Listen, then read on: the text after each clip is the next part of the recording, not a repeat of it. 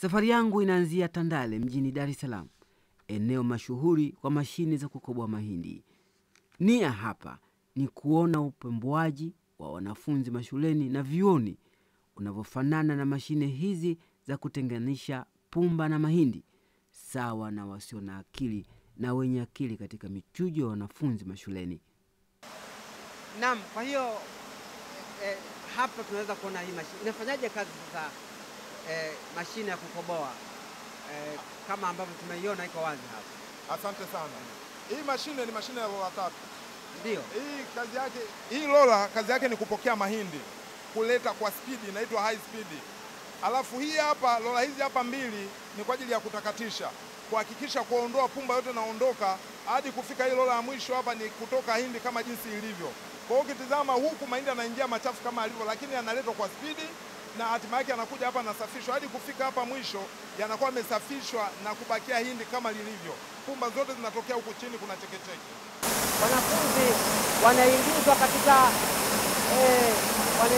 katika beseni kama hii na kuchujwa. Wale ambao watakuwa wamefikia vigezo watakuwa mahindi mazuri, na wale ambao kufikia vigezo ni pumba, na hivi hazina thamani na kawaida huwa zinatupwa. Hiyo ndio hali halisi ya uhusiano au kufanana kati ya mashine ya kukoboa mahindi na mfumo wa elimu ulionao Tanzania, ambao unapembua waliokuwa na akili na wasiokuwa na akili. Wanaokuwa na akili wanaendelea mbele na wale wasiokuwa na akili wanaendelea, wanatupwa nje ya mfumo mzima wa elimu. Je, kuna njia yoyote kubadilisha mfumo huu? Je, pumba zinaweza kugeuka mahindi? Hebu fuatana nami.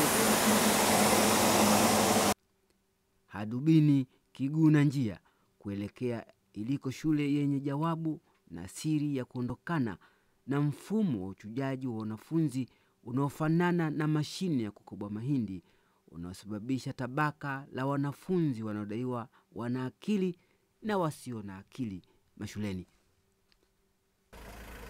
Hii ndio shule ya rufaa ya wale ambao wamefeli katika shule za kawaida. Ndio shule yenyewe hii hapa, shule ya rufaa ya waliofeli. Hebu tuwapate wakubwa wa hapa. Asante, hamjambo? Habari za hapa? Wazima? Asante sana. Asante sana. Huko hatujambo. Asante. Halo. Hali yako bwana? Safi bwana, karibu sana. Asante sana ndugu yangu. Mambo yanaendaje? Tunaenda vizuri. Vipi? Safi kabisa. Namna gani hapa? Safi, habari za huko? Huko hatujambo. Naam. Kwa hiyo hii ndio shule ya rufaa ya waliofeli, si ndio? Hii ndio shule ya rufaa waliofeli. Walioshindikana. Walioshindikana. Mwalimu huyu amesema tofauti kati ya shule nyingine nchini na shule yake ni pale shule yake inapochukua wanafunzi walioshindikana katika shule nyingine kwa kufanya vibaya darasani. Nikimuuliza, hatua hiyo sio sawa na kuchukua kitu kisichokuwa na thamani kama pumba. Tunapopokea sasa si kama mashine sasa. Tunapopokea ni kwamba kile kinachoitwa pumba, kinachoitwa uchafu, mahindi yasiyofaa, sisi tunatafutia matumizi. Na huu sasa ndio usomi huo. Unaposema pumba unamwaga, hazina kazi, kwetu tunakuambia zinafanya kazi nyingine. Na wanafunzi hawa tunavyochukua kwa ujumla wao, wapo ambao wanaonekana hawana uwezo, lakini hata nikuhakishie wanatengenezeka na wanafaa kuliko hata wale ambao mnafikiri wamezaliwa na vipaji hivyo. Wanafani zingine ambazo huenda watu walikuwa wategemei. Na ndio maana nakwambia hawa ambao wamefaulu si kwamba tu wamefaulu kitaaluma, katika nyanja zingine zote wameimarika. Sawa, sasa tuje katika mkakati wenu. Mnafanya nini hadi mnaweza kugeuza wanafunzi waliofeli waliokataliwa katika shule zingine, ambao wamefukuzwa kwa sababu ya kutokizi vigezo. Sawa tu na kwamba kama ulivyosema ni pumba hazina, ni takataka hazina. Mnafanya nini katika kuwageuza hao watoto? Msiri gani mnafanya? Kwa hiyo tunachokifanya sisi wanafunzi hawa tunavyowapokea, kila unapomsikiliza anakuambia nimeambiwa sina akili, wazazi wanajua na vitu kama hivyo, lakini sisi tunamwambia unao uwezo. Tunatafuta vitu vyovyote vile ambavyo anaweza kavifanya, hapo hapo tukaanzia. Wengine wako smart, ni wasafi. Tunamwambia kama unavaa nguo vizuri namna hii, lazima hesabu uzijue vizuri. Kwa hiyo tunaanzia pale. Kwa hiyo tunachokifanya hapa sisi ni mambo ya saikolojia, tunacheza na saikolojia. Wamekata tamaa, lakini tunakumbushia kwamba sio waliowaambia hamna akili, wao ndio hawana akili. Waliowaambia hamwezi, wao ndio hawawezi. Kuna vitu tunaviona tofauti ndani yenu. Kwa hiyo hapo ndio watoto wanaanza sasa kushangaa, kusikiliza. Na kweli wanapofanya tunawaonyesha kwamba kweli wameweza, na hapo ndipo wanapotokea. Kwa hiyo hakuna kingine. Hakuna operation nyingine inayofanyika hapa. Ni namna tu ya kuwasaidia kisaikolojia wajitambue. Wanapojitambua kuanzia hapo, then mambo mengine yote yanawezekana. Na je, walimu wanaowanoa wanafunzi hawa walioshindikana katika shule nyingine ni walimu wa aina gani? Walimu nilio nao mimi, kitu cha kwanza walimu wangu naochukua ni walimu ambao ni lazima afuzu kufundisha watoto ambao ni slow learners. Na ni walimu ambao lazima wawe na sifa, na nao wa kila aina. Nao walimu ambao wana sifa zote za kufanya, wamefanya vizuri mitihani yao yote, wamefaulu vizuri sana, lakini sio wote nao wachukua naoweza kuajiri. Kwa sababu mwingine amefaulu ndio, lakini hawezi kwenda na wale watoto ambao nao hapa.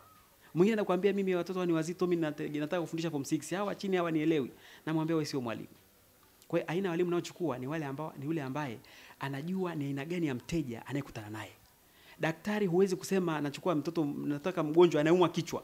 Akikwambia mimi naumwa tumbo, namwambia hapana, mimi siwezi. Chukua mgonjwa yote umshughulikie. Kwa hiyo tunatamani tupate walimu, na ndio tulio nao. Walimu ambao wanaweza kwenda na watoto wa hali zote. Anakuja sasa hivi tunapokea watoto mpaka ambao ni wana uwezo wa akili. Sio kwamba ni wana matatizo ya akili. Very bright. Lakini wanakuja hapa wana shida katika nyanja zingine. Tunaenda nao. Sasa hivi milango imefunguka kwa kila namna, lakini kwa kweli tulianza na hawa ambao ni tabaka la chini lilosaulika, ambao limetengwa na jamii, limenyanyasika kwa muda mrefu. Hadubini kaendelea kudadisi kauli ya mwalimu mkuu wa shule ya White Lake kuhusu shule hiyo kuwa ya aina yake nchini na pengine duniani. Je, ana ushahidi gani kuhusu kauli yake? Na Amerika, bara la Amerika. Kuna ile kampuni moja ya Height, ni kampuni linalosaidia, ni NGO inayosaidia wanafunzi wenye mazingira magumu. Walikuja hapa, walishangazwa sana, walimfanyia interview kwamba hawajawahi kuona mkuu wa shule kama hii. Na wamenipa ufadhili ya wanafunzi wao wasome kwenye taasisi yangu.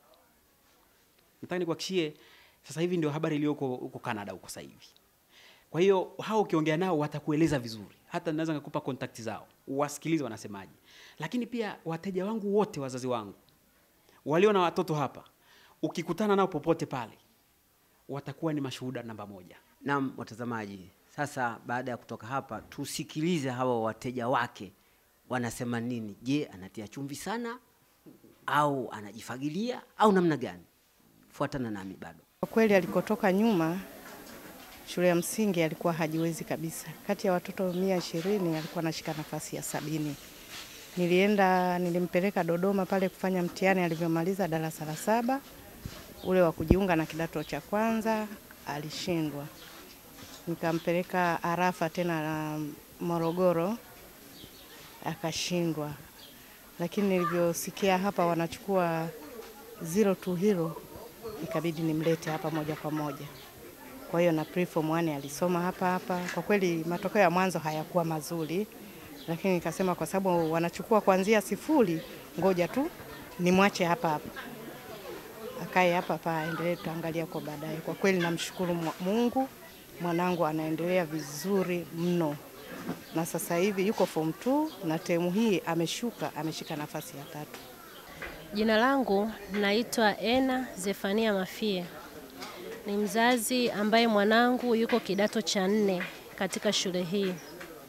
Tanzania wengine ninapenda kuwaambia kwamba wawalete watoto katika hii shule kwa sababu hii ni shule ya mfano, na pia shule zingine ziige shule hii, kwa sababu watoto wanahitaji malezi. Shuleni ni mahali pa kumlea mtoto. Walimu wa shule hii wanawalea watoto kama wazazi, kwa hiyo wanashirikiana na wazazi. Kwa hiyo shule zingine ziige mfano huu, lakini wazazi wanaohangaika na watoto wao ambao ufaulu wao sio mzuri, na wengine wanaamua kuwapeleka labda wakasome vitu kama ufundi wakiwa bado wadogo, mimi ninawatia moyo kwamba wawalete mahali hapa, kwa sababu kuna majibu ya Na wanafunzi ambao baadhi yao wamefukuzwa katika shule nyingine baada ya kushindwa kukidhi viwango darasani na kujiunga na shule hii wanasema nini? Kabla ya White Lake nilikuwa mwanafunzi wa shule inaitwa Magindu Secondary, ipo kule Morogoro. Kikweli shule ya sekondari ya White Lake imenifaidisha. Moja kati ya sera zake 0 to hero performance, na mimi ni moja kati ya watu ambao tumefaidika kutokana na hiyo sera, sababu back to there nilipokuwa nasoma Magindu nilikuwa ni mwanafunzi ambaye niko chini kitaaluma. Inafikia kipindi mpaka kati ya ile list wa 10 mwishoni mimi nilikuwepo. Sasa inafikia mpaka naambiwa bwana hutafaa kuendelea na kidato, kwa itabidi nirudie either au uhame shule. Ikatokea hivyo, nikahama shule, ndo nikaja kutoka kwenye mikono ya White Lake, ambako mpaka sasa najivunia mafanikio niliyoyapata na naendelea vizuri kitaaluma. Ni mwanafunzi pia, nimemaliza. Mafanikio kati ya niliyoyapata ni pamoja na kwa division 2 katika shule ya White Lake, ambacho sikutarajia kupata kabla. Sababu kumbuka mtu wa mwisho chini anakuja kupata division 2. Kwa jambo fulani la kushangaza. I thank the government, I thank the organization, the policy 0 to hero performance. It brought me who I am now. Mhitimu kidato cha 6 hapa White Lake High School. Nilifika hapa White Lake baada ya kuwa mmoja wa wanafunzi waliofanya vibaya kwenye mitihani ya kidato cha 4 mwaka 2011 mkoani Moshi. Kwa kuwa nilifanya vibaya, nilipoteza imani kwamba watu ambao walikuwa wanaona kwamba kila anayefeli basi hana akili. Hivyo na mimi nikaona kwa kuwa nilifeli sina akili, nikapoteza imani ya masomo kwangu.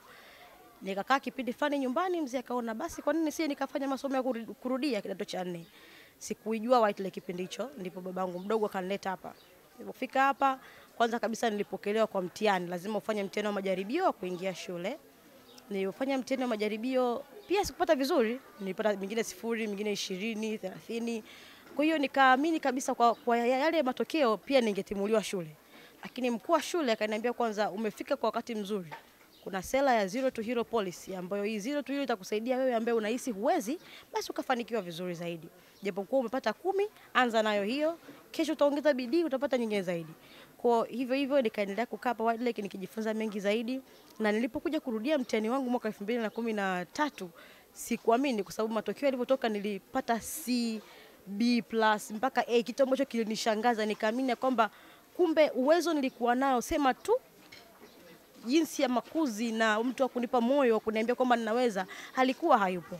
Basi nikaendelea kusoma hapa White Lake kidato cha 5 na cha 6, na sasa nimemaliza mtihani wangu, na pia bado na matarajio ya kufaulu vizuri kwa sababu policy hii ya 0 to hero imenionyesha kwamba naweza, hata kama nilikuwa na 0 na uwezo wa kufika na kupata 100 siku moja. Leo 0 tumekuwa hero, sote ni sawa mbele zake Mungu. Leo 0 tumekuwa hero, sote ni sawa mbele zake Mungu. Watoto tunapendeza, tukila na kunywa pamoja, tuunganike pamoja, tuungane wote, tuunganikiwa.